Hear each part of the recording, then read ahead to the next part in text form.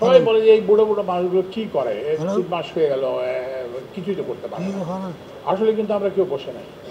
এবং আমি আমি আমি আমারও যথেষ্ট বয়স হচ্ছে, কিন্তু প্রফেসর ইউনূসের বয়স আমার থেকে 12 বছর বেশি। এবং উপদেষ্টা পরিষদে আমার দুজন সরাসরি শিক্ষক আছেন, অধ্যাপক ওয়াহিদুদ্দিন মাহমুদ ও অধ্যাপক ডক্টর সালেউদ্দিন আহমেদ, বাংলাদেশ ব্যাংকের গভর্নর। তো এইটা আমি নর্থ সাউথ ইউনিভার্সিটি সেদিন আমি বক্তৃতা দিয়েছিলাম। এরা কিন্তু এই যে বুড়ো বুড়ো মানুষ যাদেরকে আপনারা অথর্ব, ডায়াবেটিস আক্রান্ত বলে নানান জায়গায় বলে বেড়াচ্ছেন, তারা কিন্তু ওই যে তোমাদের এই যে ইয়াং যারা, তাদের ফেসবুক টাইম বাদ দিয়ে যে সময় তোমরা কাজ করো তার থেকে বেশি কাজ করছে।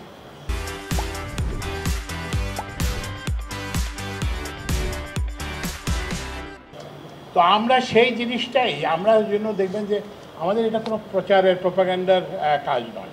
আমরা চাচ্ছি যে এই যে অপচয় কীভাবে কমানো যায়। আজকে আমি আমাদের কর্মকর্তাদের সঙ্গে বলছিলাম যে আপনাদের অপচয় কমানো হবে।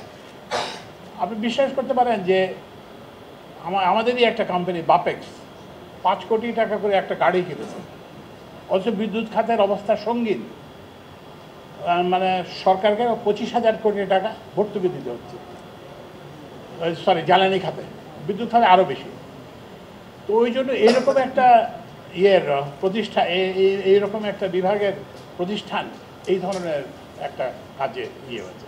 তো আমরা এগুলো বন্ধ করি। ওই জন্য আমাদের কাজ কিন্তু আপনারা দেখতে পাবেন না, যে প্রচার হবে না, কিন্তু আমরা মৌলিক কাজগুলো করতেছি। আমরা বলতেছি যে না, এই অপরিকল্পিত উন্নয়ন চলবে না, তথাকথিত উন্নয়ন চলবে না, অপচয়ের উন্নয়ন আমরা করতে দেব।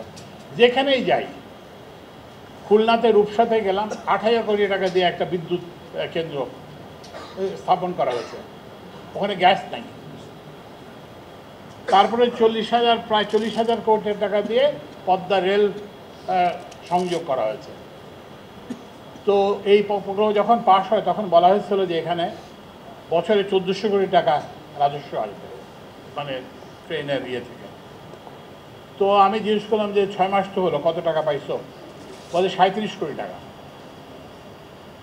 এই যে একটা মানে অপচয়ের, মনে হচ্ছে যে আমরা একটা ওই যে বলা হচ্ছিল যে সুইজারল্যান্ড হয়ে গেছি, সিঙ্গাপুর হয়ে গেছি। আসলে কিন্তু আমরা কিছুই হয় নাই। আমরা কিন্তু সম্ভবত যেখানে ছিলাম তার থেকে পিছিয়ে গেছি।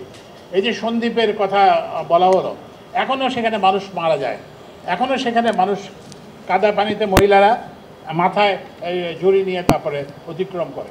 বিশ্বাস করা যায় যে, তো এটা কোনটা বেশি গুরুত্বপূর্ণ, যে ওই মানুষগুলোকে কি বলে যে মারা না যে নিশ্চিত পারাপারের ব্যবস্থা করা রাষ্ট্রের বেশি বড় দায়িত্ব, নাকি এই যে বললাম যে এটা ওই যে বাহারি সব প্রকল্প করার, এটা মানুষের দায়িত্ব। আমাদেরও একটা দায়বোধ আছে। আমাদের দায়বোধ হচ্ছে কার প্রতি? কোনো ব্যবসায়ীর প্রতি নয়, কোনো পেশি শক্তির প্রতি নয়। আমাদের দায়বোধ হচ্ছে 1,000-এর বেশি যারা শহীদ হয়েছে, আমাদের দায়বোধ হচ্ছে 30,000-এর বেশি যারা বিভিন্ন হাসপাতালে আহত আছেন। আমি দেখতে গেছি, কি বলে, হাত কেটে ফেলা হয়েছে, পা কেটে ফেলা হয়েছে, নাক উড়ে গেছে, দৃষ্টিশক্তি হারিয়েছেন, তাদের প্রতি। এবং অসংখ্য অগণিত ছাত্র জনতা যারা সেদিন রাস্তায় নেমে এসেছিল, এবং আমরা যেটা ভাবি নাই যে আমাদের জীবনে যে পরিবর্তন দেখব, সেই পরিবর্তনকে তারা নিশ্চিত করেছে। টানেল আছে, আমি আজকে ওই এখনও পার হই নাই, কিন্তু আমি ওটার পাশ দিয়েই তো আসলাম, কিন্তু ওখানে কোনো গাড়ি দেখলাম না। তো এই যে একটা অপরিকল্পিত পরিকল্পনা, আসলে কি জানেন, আসলে পরিকল্পনা ছিল এমন যে মাতার বাড়িতে একটা গভীর সমুদ্র বন্দর হবে, এবং সেখানে সেটার সঙ্গে একটা সড়ক সংযোগ হবে। তবে সেখানে একটা ইকোনমিক জোন হবে, আর্থিক কর্মকাণ্ড হবে। কিছুই হয় না, ওখানে একটা বিদ্যুতের প্ল্যান্ট হয়ে গেছে, আর এখানে একটা টানেল হয়ে গেছে। তো ফলে হয়েছে কি, যে যা হওয়ার তাই হয়েছে। যে বললাম যে আপনার ইয়ে পাবেন কোথায়, কারণ এটা তো ট্রাফিক হিসাব করা হয়েছিল যে ওই যে সমুদ্র বন্দর থেকে জিনিস মানুষ যাবে, সমুদ্র বন্দর থেকে জিনিস আসবে, তবে ইকোনমিক জোন থেকে হবে, যাবে, মালামাল যাবে, করবে। তো কিছুই হয় না।